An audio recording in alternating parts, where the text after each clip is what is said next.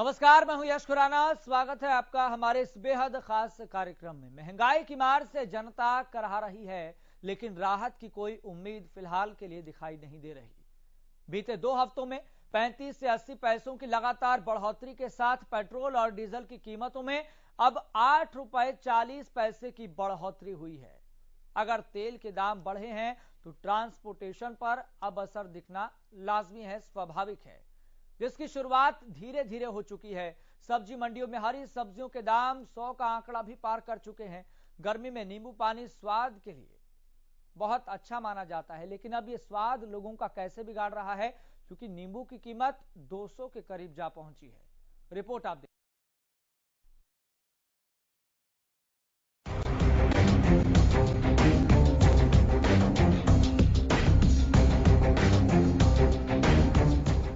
हफ्तों में 8 रुपए की हाइक, सड़कों पर कम दिख रही बाइक, ट्रांसपोर्ट चार्ज से मंडी हुई रिचार्ज, कब महंगाई से मिलेगा डिस्चार्ज। सब्जी मंडी में भी पहुंची महंगाई, कैसे हो बचत, घट रही कमाई। महंगाई में बढ़ोतरी का सिलसिला अब सितम ढाने लगा है। 1-2 दिन की बात नहीं, अब तो 2 हफ्ते बीत चुके हैं। इन 2 हफ्तों में पेट्रोल डीजल के दाम 8 रुपए 40 पैसे तक बढ़ चुके हैं और महंगाई का ये नॉन स्टॉप टॉर्चर अब भी जारी है। सोमवार की सुबह एक बार फिर पेट्रोल डीजल पर 40 पैसे की बढ़ोतरी हुई है। अब समझिए बीते 14 दिन में तेल के रेट किस तरह बढ़े हैं, कब कब बढ़े तेल के भाव। तारीख 22 मार्च, पेट्रोल में 80 पैसे का इजाफा, डीजल में भी 80 पैसे की बढ़ोतरी। तारीख 23 मार्च को भी पेट्रोल के दाम में 80 पैसे का इजाफा हुआ, वहीं डीजल में भी 80 पैसे की बढ़ोतरी दर्ज की गई। तारीख 25 मार्च को भी पेट्रोल के दाम 80 पैसे बढ़ गए, वहीं डीजल में भी 80 पैसे की बढ़ोतरी दर्ज की गई। तारीख 26 मार्च, जब पेट्रोल के दाम में 80 पैसे का इजाफा हुआ, वहीं डीजल में भी 80 पैसे की बढ़ोतरी दर्ज की गई। तारीख 27 मार्च को पेट्रोल के दाम में 50 पैसे का इजाफा हुआ, तो वहीं डीजल में भी 55 पैसे की बढ़ोतरी हुई है। तारीख 28 मार्च को पेट्रोल के दाम में 30 पैसे की बढ़ोतरी दर्ज की गई, तो वहीं डीजल में 35 पैसे का इजाफा हुआ। तारीख 29 मार्च को पेट्रोल के दाम में 80 पैसे का इजाफा, वहीं डीजल में 70 पैसे की बढ़ोतरी। 30 मार्च को भी पेट्रोल के दाम में 80 पैसे का इजाफा हुआ, वहीं डीजल में भी 80 पैसे की बढ़ोतरी। वहीं 31 मार्च को भी पेट्रोल के दाम में 80 पैसे का इजाफा हुआ, वहीं डीजल में भी 80 पैसे की बढ़ोतरी दर्ज की गई। बात करें 2 अप्रैल की, 2 अप्रैल को भी 80 पैसे का इजाफा पेट्रोल के दाम में देखने को मिला, वहीं 80 पैसे की बढ़ोतरी डीजल के दाम में भी देखने को मिली।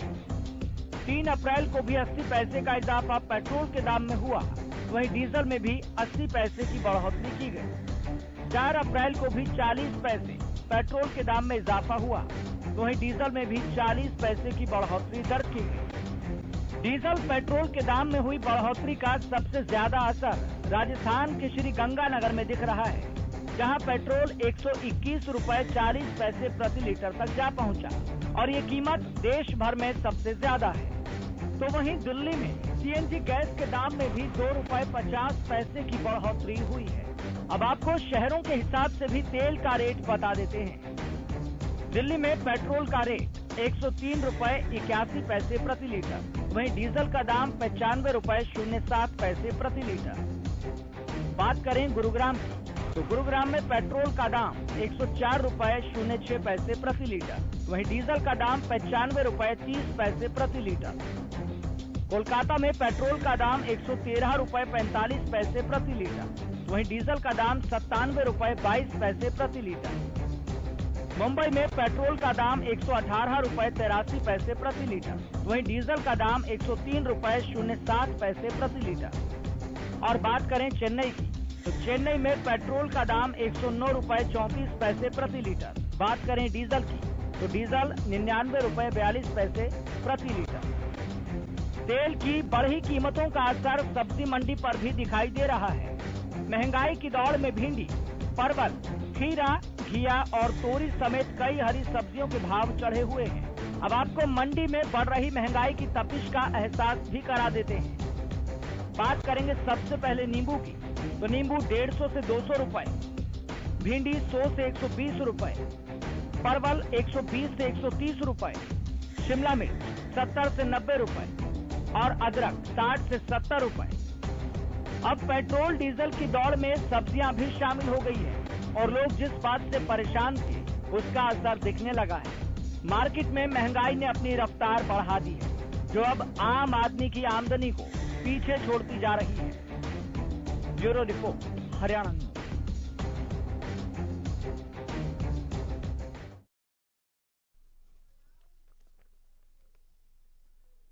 और अगर आपको महंगाई का एहसास इस रिपोर्ट को देखने के बाद भी नहीं हुआ है तो आप बाहर निकलिए, सीएनजी पर चलने वाले ऑटो से आप पूछिए कि किराया कितना लगेगा, आपको महंगाई का एहसास हो जाएगा।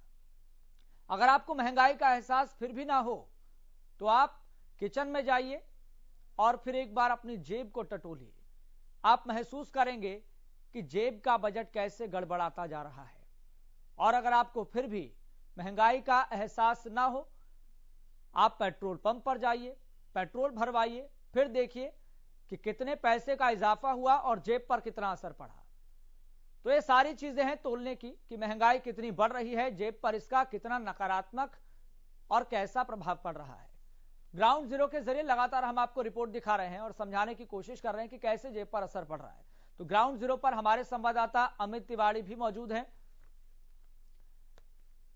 और हमारे साथ इसी मुद्दे पर चर्चा करने के लिए अर्थशास्त्री आकाश जिंदल भी मौजूद हैं। आकाश जी, सबसे पहले आपका बहुत बहुत स्वागत है इस खास कार्यक्रम में जुड़ने के लिए, अपना कीमती समय देने के लिए धन्यवाद। आकाश जी, मैं आपके पास लौटूंगा, लेकिन ग्राउंड जीरो पर आम आदमी महंगाई की तपिश को कैसे महसूस कर पा रहा है, किस तरीके से वो आकलन कर पा रहा है, ग्राउंड जीरो की रिपोर्ट भी ले लेते हैं।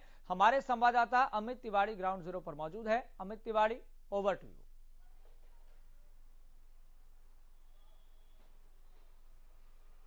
जी बिल्कुल यश, अगर बात करें सिरसा की तो ये इस समय में जो पेट्रोलियम पदार्थों का जो रेट है वो तेजी से बढ़ रहा है। आप देख सकते हैं कि यह जो सामान्य पेट्रोल है उसका रेट 105 रुपए 30 पैसे आज है, वो भी पिछले लगातार 10 दिनों के अंदर जो बढ़ोतरी हुई है उसके कारण यह रेट पहुंचा है। और जो एक्स्ट्रा पावर जो पेट्रोल का रेट है वो 109 रुपए 61 पैसे हो गया है। इसी तरह डीजल का रेट भी बढ़कर अगर बात करें तो 96 रुपए 50 पैसे का रेट जो है वो आज हो चुका है। तो महंगाई की चौतरफा मार जो है वो आम आदमी पर पड़ रही है, उसे महंगाई डायन सताने लगी है। खासतौर पर ट्रांसपोर्टेशन का रेट बढ़ गया है और बाजारों में फल सब्जी के दाम जो है वो तेजी से बढ़ रहे हैं, रसोई गैस महंगी हो गई है। इन तमाम बातों के साथ इनसे जानते हैं, पेट्रोल पंप संचालक हैं, ये मौजूद है। पिछले कितने दिनों से जो महंगाई इस दर से बढ़ती जा रही है, कितना इजाफा हुआ है? बीच में 2 दिन रेट नहीं बढ़े, बाकी 80 पैसे के आसपास बढ़ रहे हैं। पिछले 14 दिनों के अंदर अंदर लगभग 8 रुपए के आसपास रेट बढ़ गया है। तो पहले 88-15 होता था, अब 96-50 रुपए रेट हो गया डीजल का। इसी तरह 96 रुपए 98 पैसे पेट्रोल का रेट था, जो कि 105 रुपए 30 पैसे हो गया है। तो लगभग 8 रुपए का इजाफा, 8.5 रुपए का इजाफा हो चुका है अब तक। तो क्या लगता है आगे इसी तरह से महंगाई और सताएगी पेट्रोलियम पदार्थों? अभी जो सुनने में आता है वो तो यही है जी कि अभी 6 रुपया शायद और बढ़ जाए, लेकिन आगे भविष्य में अगर शायद कोई सरकार इंटरवेंट कर दे तो शायद ना बढ़े। ये जब से यूक्रेन का युद्ध हुआ तब से क्रूड बढ़ रहा है, तो सबको आशंका यही है कि 17-18 रुपए तक रेट बढ़ जाए या 12 रुपए तक रेट बढ़ जाए, इतनी तो उम्मीद है ही नहीं। पेट्रोल डलवाने आए हमारे साथ सज्जन मौजूद हैं, इनसे भी जानते हैं कि कितनी आपको क्या असर लग रहा है महंगाई? सर, मैं सेल्फ विशाल सेठी और मैं डेली यहीं से तेल डलवाता हूं सर। तो अभी जैसे यूक्रेन का युद्ध चल रहा है, जैसे मोदी जी को छूट मिली है, उस पे बैरल के 35% बैरल पे छूट मिली है, तो वो शायद मोदी जी को उठाना चाहिए, अमेरिका से डरना नहीं चाहिए, तो वो लेना चाहिए और जनता को थोड़ा सा रिलैक्स देना चाहिए।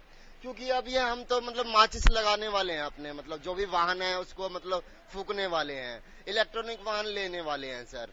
देखो, इलेक्ट्रॉनिक वाहन की बूस्ट नहीं है, बूस्ट है पेट्रोल से सर। पेट्रोल अगर सरकार चाहे तो वो कर सकती है, अगर वो अमेरिका से ना डरे तो ये हो सकता है सर। महंगाई सता रही है, महंगाई मार रही है, महंगाई रुला रही है। चौतरफा जो दाम पेट्रोलियम पदार्थों के बढ़े हैं उसका सीधा असर आम आदमी की जेब पर पड़ रहा है। जी यश।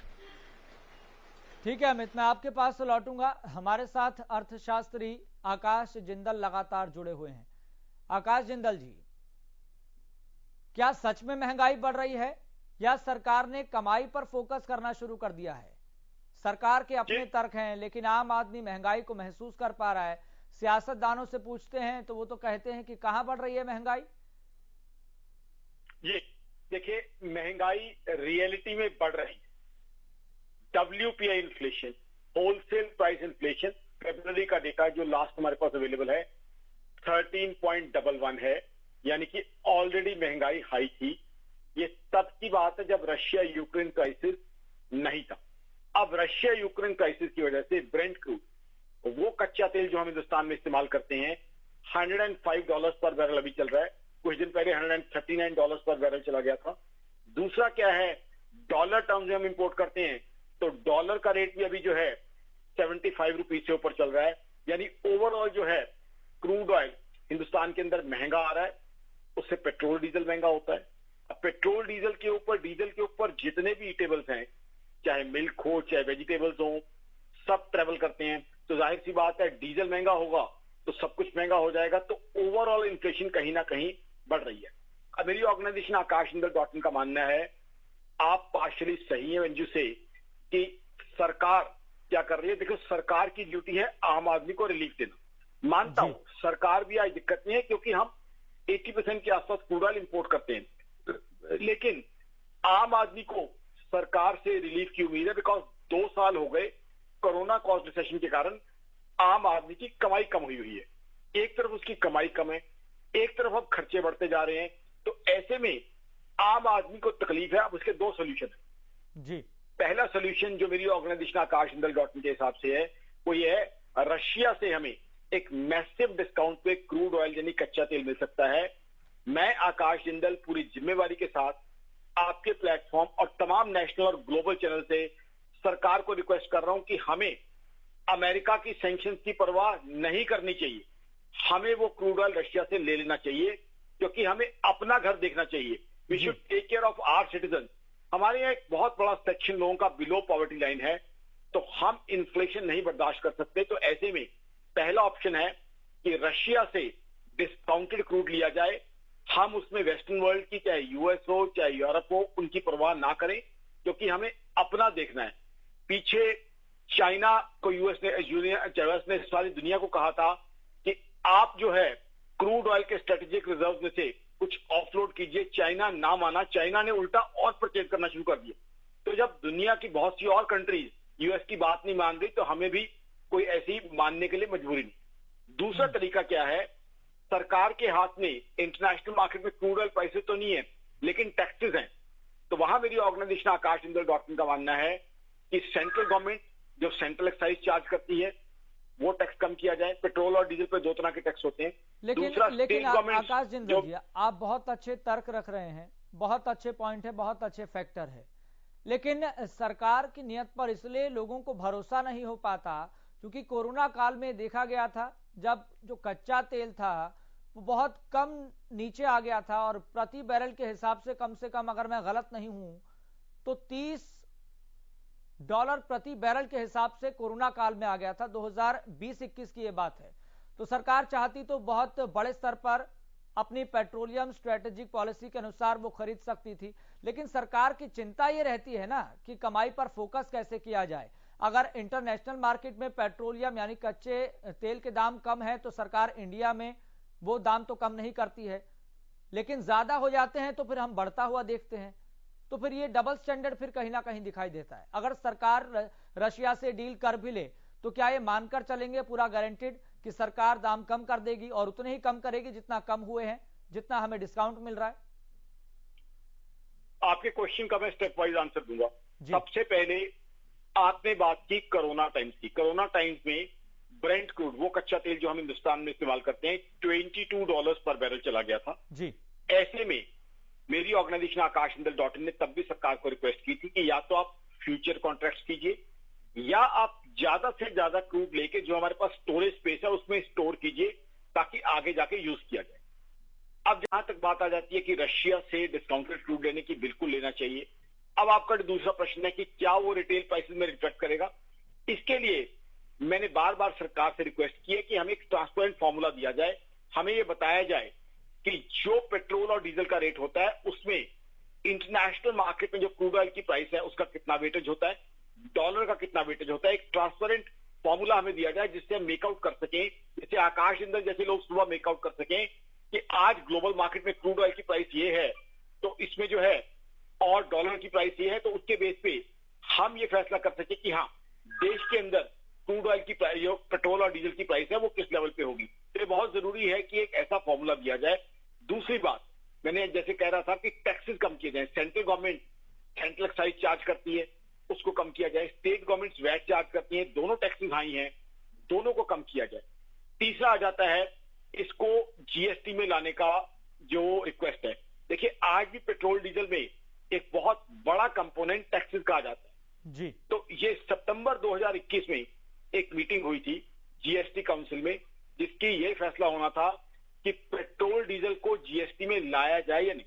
अब मैं दर्शकों को बता दूं, अगर जीएसटी में लाया जाता तो पेट्रोल डीजल के टैक्सेस के दाम, पेट्रोल डीजल के दाम उसी टाइम कम हो जाते, बिकॉज जीएसटी में मैक्सिमम टैक्स स्लैब है 28%। अब उसमें जीएसटी काउंसिल में किस किस के वोट्स हैं? Central government BJP, state government में कुछ जगह बीजेपी है, कुछ जगह कांग्रेस भी है, उसमें पंजाब में भी कांग्रेस थी, कुछ जगह रीजनल पार्टीज भी है। आकाश इंदल जैसे लोग उस दिन टकटकी लगा के बैठे रहे कि देखें कि जीएसटी काउंसिल में आ जाए, जीएसटी में आ जाए। आकाश जी यही तो बात है ना, जीएसटी वाला फैक्टर सरकार को पता है, लेकिन सरकार अगर करना चाहे तो तुरंत कर सकती है, सरकार कर ही नहीं रही है। राहत देने की बात आ जाए तो सरकार तुरंत राहत दे सकती है, लेकिन सरकार कर ही नहीं रही है। कोई इतना कोई पेचीदा वाला मसला तो नहीं है जो सुलझ ही नहीं पा रहा कि पेट्रोल और डीजल को जीएसटी के दायरे में लाया जाए। ये कोई बड़ा मुद्दा तो है नहीं। सरकार की इच्छा शक्ति, सरकार की नीयत, मोदी सरकार तो इसलिए जानी जाती है ना कि अपनी इच्छा शक्ति के लिए, अपने बड़े फैसलों के लिए। लेकिन जीएसटी का फैसला लेना, उसको दायरे में लाना कोई इतना बड़ा फैसला तो है नहीं। सरकार चाहे तो कर सकती है। आकाश जी मैं इसी पॉइंट पर आपसे चर्चा करूंगा, लेकिन हमारे संवाददाता ग्राउंड जीरो पर मौजूद हैं कालावाली से जगदीश हमारे साथ जुड़े हुए हैं। जगदीश प्रजापति, ग्राउंड जीरो से क्या रिपोर्ट मिल पा रही है?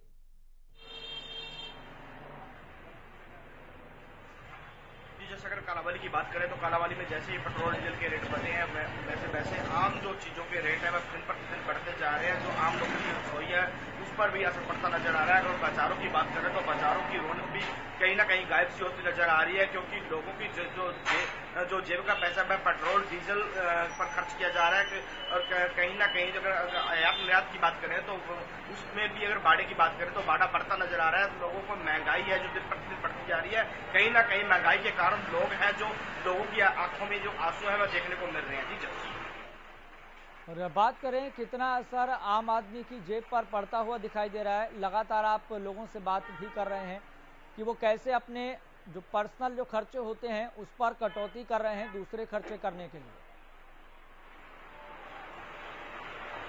जी बिल्कुल, जब आम लोगों की बात की जाए तो आम लोग बिल्कुल महंगाई की मार झेलते नजर आ रहे हैं, क्योंकि पहले तो कोरोना काल के चलते हुए लोगों की जो आय थी वह बहुत कम हो चुकी थी। लेकिन अब जो पेट्रोल डीजल के दाम बढ़ रहे हैं उसको लेकर अगर सब्जियों की बात भी करी जाए तो सब्जियों के दाम भी आसमान को छूने लगे हैं। अगर दाल और राशन की बात की जाए तो उसके भी जो दाम है दिन प्रतिदिन बढ़ते जा रहे हैं। आम लोगों को अपना जो गृहस्थ का जीवन है वह बड़ा मुश्किल ही व्यक्त करने में जो है लगे हुए हैं। अगर बात की मैं आपके पास से लौटूंगा जगदीश। हमारे साथ सिरसा से हमारे संवाददाता अमित एक बार फिर से जुड़ गए हैं। अमित, ग्राउंड जीरो से रिपोर्ट क्या मिल पा रही है? आप पेट्रोल पंप पर मौजूद हैं, आपने पेट्रोल पंप संचालक से भी बातचीत की है, लेकिन ऐसा कब तक देखने को मिलता रहेगा कि कभी 80 पैसे का इजाफा, कभी 50 पैसे का इजाफा? इसका कुछ खेल समझ नहीं आ रहा है।